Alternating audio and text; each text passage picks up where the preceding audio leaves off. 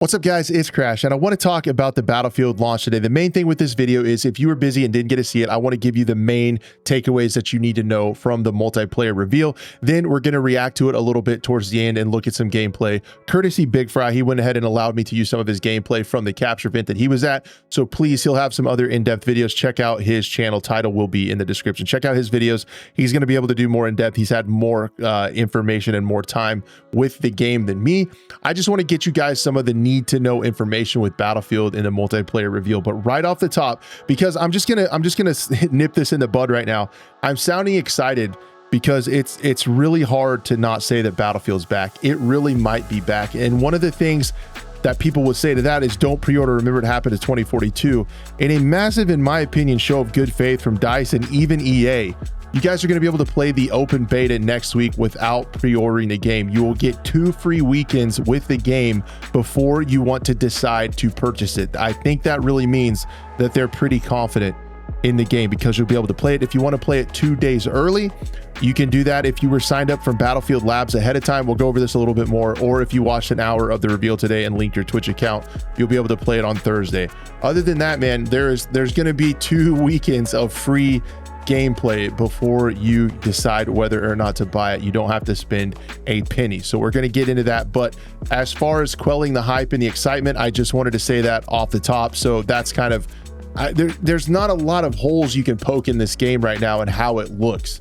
And you know, we've seen gameplay and stuff already. So let's just get into it. Let's get you the information. Again, I'm probably going to be hyped because it's just hard not to be, man. This looks like an actual Battlefield game. So let's get into some of the maps. The maps are a really big deal. This is the official information. And then, like I said, there's some other odds and ends I want to talk about. In my opinion, we'll do over some gameplay in the second part of the video. So as far as maps go, I did a video where I talked about the leaked ones that came from the Russian data miner. Some of those are not going to be at launch. I said that was a possibility, that they were going to pull some of those back and use them for post-launch content. That looks like it's happening, but we still are getting 9 maps right at launch. 5 theaters of war, 9 maps. Remember, some of those, there's 2 maps on a lot of the theaters of war: Cairo, Brooklyn, and Gibraltar. So we got a good mix. We got a Siege of Cairo map. This one is an urban combat in the streets. You've probably seen some of this one. And the thing that I will say is we've seen gameplay of this. These are screenshots of the map, right? Like in Battlefield 2042, we would see concept art and like, oh man, that actually looks pretty sick.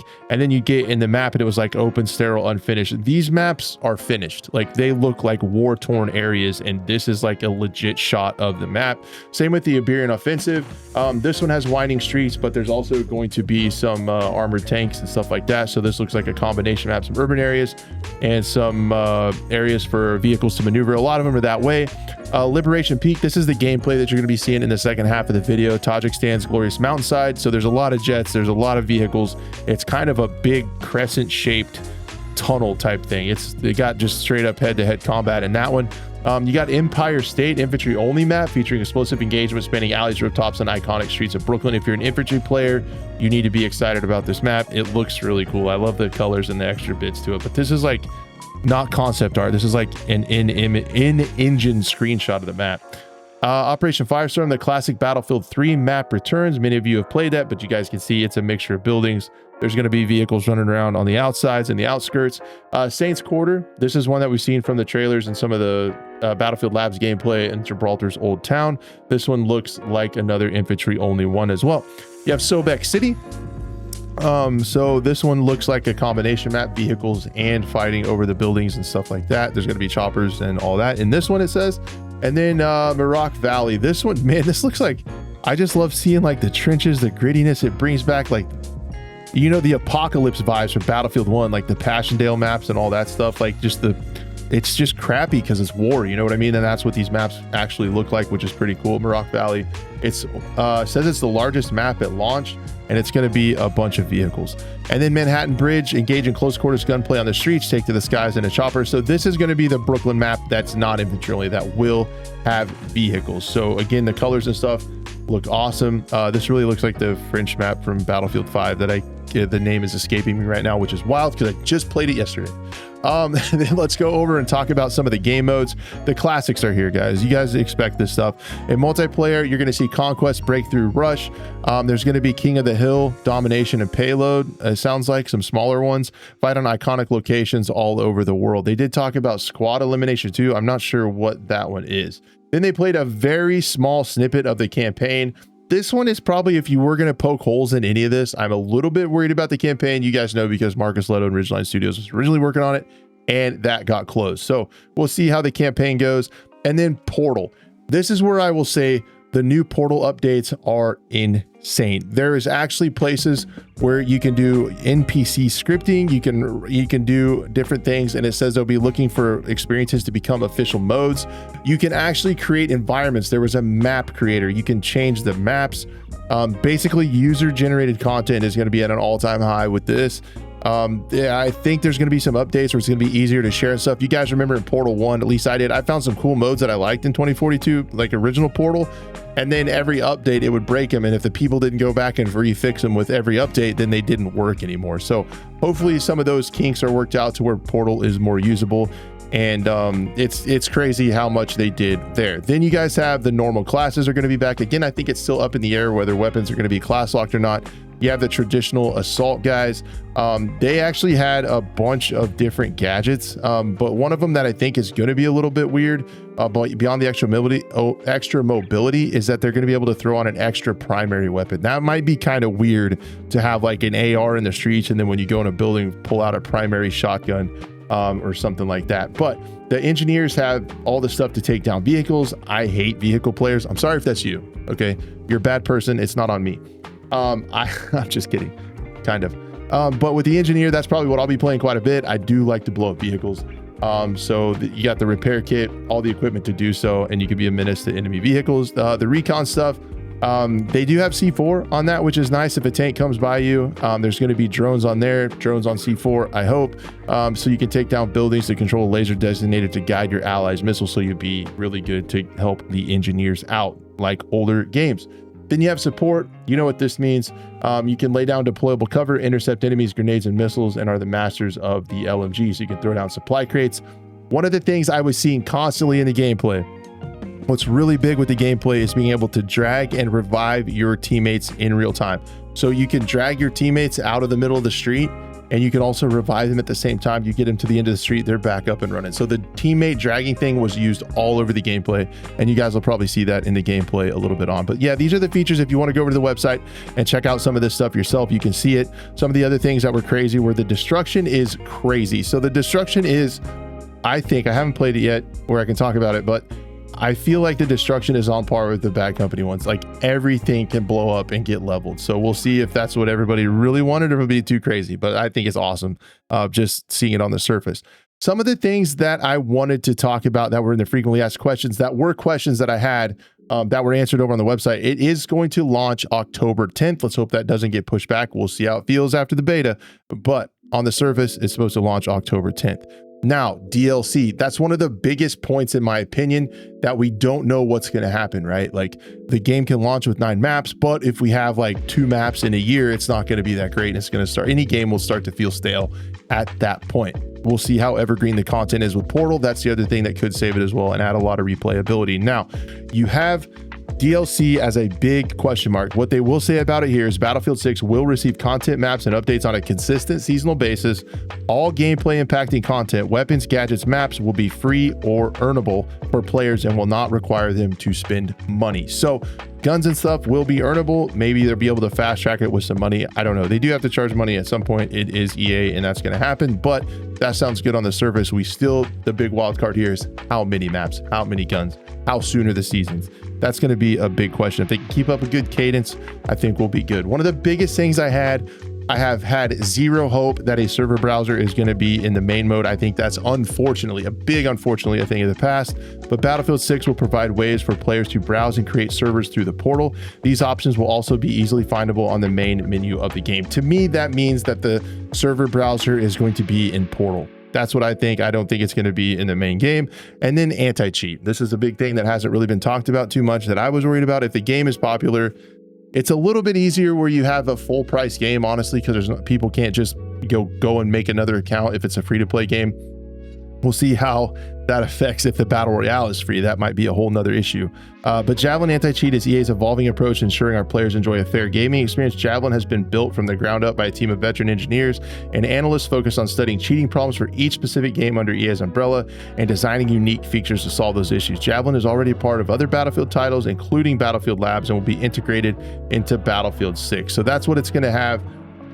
When it happens, there's going to be a PlayStation 6 Pro specific visual performance for that as well, but it is going to be on current gen consoles. They are abandoning late gen consoles, and controller support will be on PC. So the big question is how to get into the beta. So the beta is going to be open, and there is a little bit of concern there because it feels like the first couple of days are going to be closed, because to get in you have to have already put in for Battlefield Labs or have watched an hour of the Twitch stream. I really hope you guys got a chance to tune into that and had your accounts linked to where you could get that. I made a video about that yesterday, kind of warning you. I hope you were able to do that.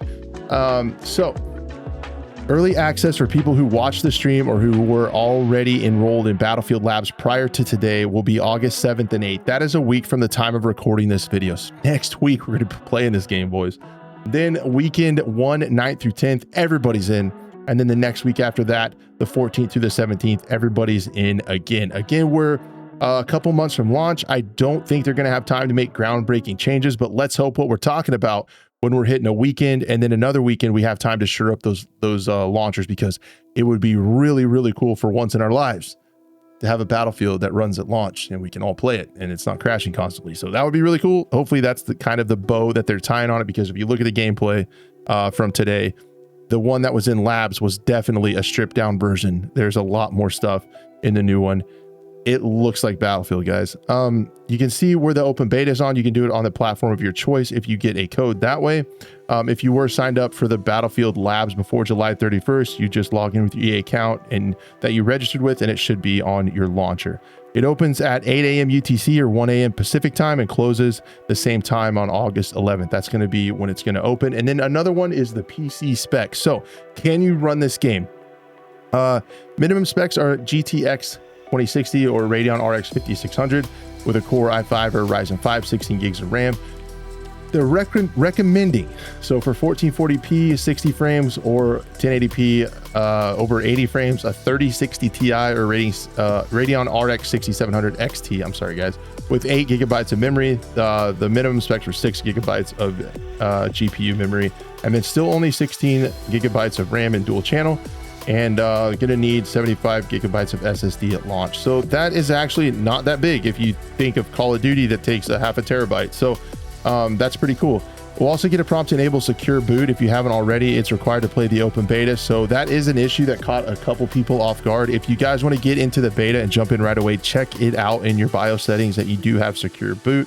There is on the website, if you go to the open beta site for Battlefield 6, there is a EA help article on how to get into that. But let's get into some of the gameplay and give a little bit of my thoughts. And then please guys, let me know down in the comments what you think of everything that you've seen today. So my overall impression, some of the things that I saw that stood out to me during watching some of this gameplay, set in 2027. It's a really good time frame, really heavy on destruction. Like everything was getting blown up. They talked about, you know, even like the assault players having a sledgehammer like Sledge in Rainbow Six. You can knock holes in the floor and look down if there's people there. If there's people above you, you could throw a C4 on the bottom, drop the floor out. It really felt a lot like the destruction from the finals. You can see that. I saw crouch sprinting was back. They said peeking and rolling is back. It looked a lot like my favorite movement, which is Battlefield 5.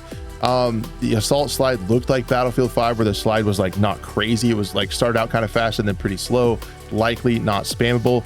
The adrenaline shot was pretty cool for the assault class to like one-time use of get out of the way, kind of like, in my opinion, the Battlefield 5 one-hit quick heal. You had one chance, like you had one mulligan if you found yourself in a crazy spot. Then as far as that goes, there was some other destruction I saw where a player was running towards a door and he just shot the door out and ran through. So I thought that was really cool. We're going to see some of that. And again, man, all this destruction and stuff gets me excited for the battle royale, because it has been since Firestorm since we've had a battle royale with destruction, where if you have people camping in a building, you can just take out the building. We covered the maps like that. There's going to be some custom layouts called layout zones, they said. I need some more information on that. I didn't quite understand what they were talking about. Again, I am cautiously optimistic that Portal will get more use this time if it's a little bit easier to use and easier to share stuff and keep modes and things up and running without having to fix them every single time. That will be really cool. And building maps, man, the sky is the limit there. And I hope this game is big enough that a lot of really talented people get in there, because we've seen some cool stuff from modders and Halo Forge and Arma platform and all that stuff. People can make some crazy stuff. So I'm hoping those tools are there, easily accessible, and work, and easy to share stuff too, to get players in. Some of those unique experiences would be pretty cool. The weapon customization looked pretty standard. It looked like something that I kind of like, where you have the exploded view where you can move around and change the different attachments with on the gun, and get real-time feedback. It did have a firing range that looked really nice. I don't think we've had a quick and easy one to get to in Battlefield. I know Battlefield 5 had one. I haven't messed with 2042s very much. I know you could log into a blank Portal server and shoot around, and people made some firing ranges and stuff in Portal, but it does have a quick and easy to access shooting range where you can test stuff out. I thought that was really cool. The spectate cam was back when spawning, and it just, man, you guys can see it. It had that blue tint, like the Battlefield 3, kind of the Battlefield 4, like kind of, you know, low saturation, kind of hazy blue tint to everything, that just hit the nostalgia in the feels just a little bit. Now, one of the other big things about post-launch content we don't know that is an issue with a lot of folks is, how is the microtransactions going to be? The developers said, as far as skins and cosmetics go for Battlefield 6, the thing we can say is we are a military shooter in modern times. So hopefully the skins stay there. I'm sure there's going to be some colors. I'm sure there's going to be some gnarly looking stuff here and there. But with the skins, and they're going to probably get borderline, but hopefully we just don't get to like Beavis and Butthead and stuff like that, like COD has done lately, and American Dad and cartoons and Nicki Minaj and anime skins and stuff like that. Hopefully we just stay still at least military themed. You know, that's kind of all I asked to keep the game, because that's another thing that I noticed. Man, the immersion was getting close to the Battlefield 1 type stuff. Even through a Twitch stream, I could tell the audio was really, really good. That was a big thing that I liked in Battlefield 1, just the immersion, how the tanks, the bass and everything like that. That's there. Don't ruin it with some cartoon skins, man. Let's get that immersion going. Let's get that good fast-paced arcadey gameplay in an immersive setting. And dang it, man. Overall, I want to say Battlefield's back. I'm so scared to, guys. We were all, many of us, I don't want to say all because some people probably liked it, but we were all burned with Battlefield 2042. And it just really feels like Byron Beatty, Vincent Zampella, and everyone came in and said, we have to show some good faith. We have to make some moves in good faith to win the community back. And man, it just, short of a server browser, it really feels like everything the community wanted is there. That nice clean movement is back. I'm trying to think of some negatives. The anti-cheat could suck for the BR. I think that maybe they could be slow on map content. I'm just thinking of, I'm thinking of stuff that like could bite us in the butt. There could be skill-based matchmaking if there is no server browser. You could run into that annoying time where you just have bad luck and every time you get the same map when you queue for a match. But other than that, man, we have crazy destruction. We have a modern setting. We have the squad, straight up squads coming back. We have nameless, faceless soldiers. The specialists are gone. The movement looks really clean and usable. And it just, the maps are completed. They're full fleshed out. The audio's good. We'll see how the hit reg and stuff works. It looked fine in the gameplay we were watching. It feels like Battlefield, guys, and I'm having a hard time not getting excited. You know what? I might just get excited because we're probably about a week out from everybody getting to try it for free. The thing I'm most excited about is everybody gets to try this for free without paying for the game. We get to try it. We don't have to pre-order. So the no pre-order crowd, there you go, and you can still play it. Guys, I hope we can continue to make Battlefield content. I hope life allows me to do that because it's been fun to talk about Battlefield again. Definitely, no matter what happens from this point, it was cool to get some of that nostalgia back of watching the gameplay. And I would be lying if I didn't say I was kind of excited for our future. If you made it to the end of the video, I cannot thank you enough. I hope the video helped give you an idea of what's ahead for us. And I would love to see you on the next one.